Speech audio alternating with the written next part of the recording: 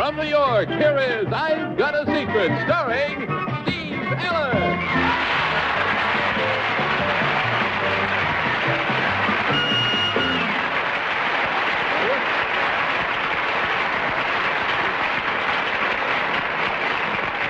Thanks very much. Good evening. Welcome once again to I've Got a Secret. Now it's time to meet our special guest for tonight. You know, audiences along the East Coast summer stock circuit are going to be seeing her soon in a new play called Mrs. Dolly Has a Lover. Here is Arlene Francis.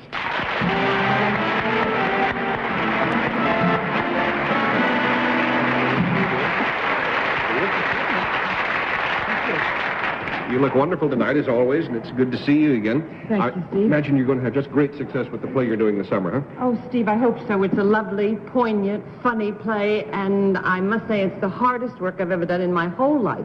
Well, are your rehearsals any harder than the other plays you've done? Oh, no, we're not in rehearsal yet. It's just that it is such hard work preparing for the rehearsals. And if I know this program, that sounds like a lead into a secret. So if you'll whisper that secret to me, Arlene, we'll let everybody know what you are doing to prepare yourself for your new role.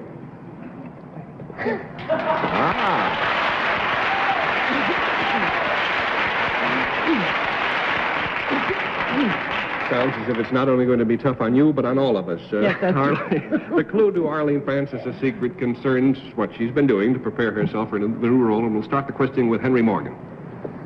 Arlene, is what you're doing going to change your physical appearance?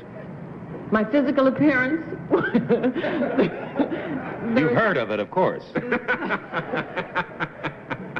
Some people think it might, but I think my physical appearance will remain fairly much the same, Henry. Are you learning another language? Not really, no. Are you learning something that you didn't know before you found out it was required for this play? You bet. Is it something that you do mentally? There's that aspect of Yes, it, but there is that, but that's not the main thing. Is it how to make something? That is in the sense of like how to knit or how to crochet or... Well, not quite in that sense, no. Good start, Henry. $20 down. Betsy? Does it have to do, Arlene, with the character, Mrs. Dolly, that you'll be playing? It does. Now, is she different than you are normally? Yes, she is. Does she have, is there an impediment, not a speech impediment, but I mean, say, for instance, can she not see? No. She's fine. Physically, she's fine. Mentally, is she a little off? No. No, Betsy, that is the way I am. The character is perfectly darling. She's, but has it something to do with your... No, well, mental or physically, it has nothing to do with you. No. I'm just fine in the play. You're just fine in the play. It's just everything around you that's a little peculiar. Well, is it something that you actually do on stage? Yes, during it the is. play? $40 down. Bill? I'm glad you're fine, Arlene. I like that. And with all the help that I've had so far, I'd like to start all over again. Arlene, is the thing you are learning to do something that a lady would not ordinarily do or learn to do? I think that's about it, yes. Some ladies have done it, but it's unusual. Well, I'm speaking of lady in the sense as opposed to a man. I'm not speaking of a lady as... No, a female does not usually do this. Some masculine act or accomplishment that you are learning, is that right? Yes. Does it have to do with muscles, Arlene? Some places. I know for a fact... Some muscular activities involved. $60 down. Beth? I was thinking along the wrong line, Arlene, because I thought possibly it might be that you were learning how to be more feminine than you, which is almost impossible, but I mean flirt or something. Is it along those lines? No, I took those lessons in school. This thing that you have to do in order to be more masculine, do you, by the way, dress in any scene as a man? Or No. No. Does it have anything to do with exercises that you have to do? Well, that's part of it. Anything in dance? No. Any sport? No. I think you were probably going in the right direction. Yes, Betsy? Is it judo or karate or something like that? All those movements might come in handy. I'll tell you, we all know what sacrifices actors and actresses make for their art. Betsy Palmer, for example, had to cut off all her hair for her new role in My Hair Is Gone. My hair. No, in South Pacific. But if that seems tough, Betsy, consider the plight of Arlene here, who for the past few months has been trying and succeeding a little bit to learn to play the trombone.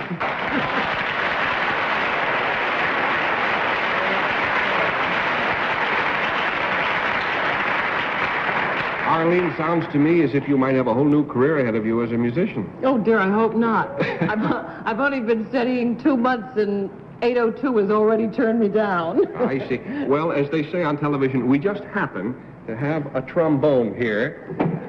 And I may knock it apart getting it out of here. I have to take my lipstick off. All right. I'll take mine off then. We just happen to have this thing here, and could you show us what you've learned? Now, you do all understand it's been a very short period, and this is the most difficult instrument, no matter what anybody tells you.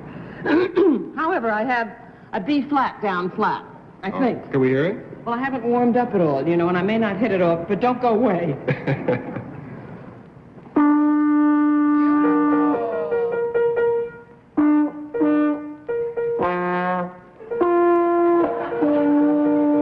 You're getting closer to it all the time.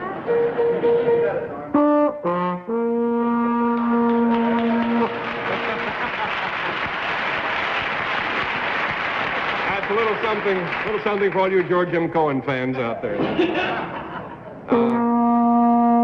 Now, I have an F.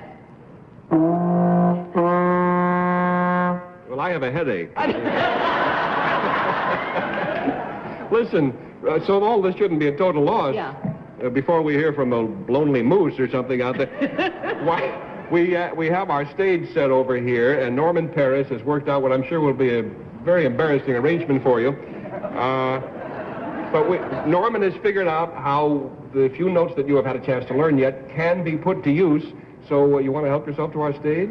This is a TV first, ladies and gentlemen, and if we play our cards right, a last, I think.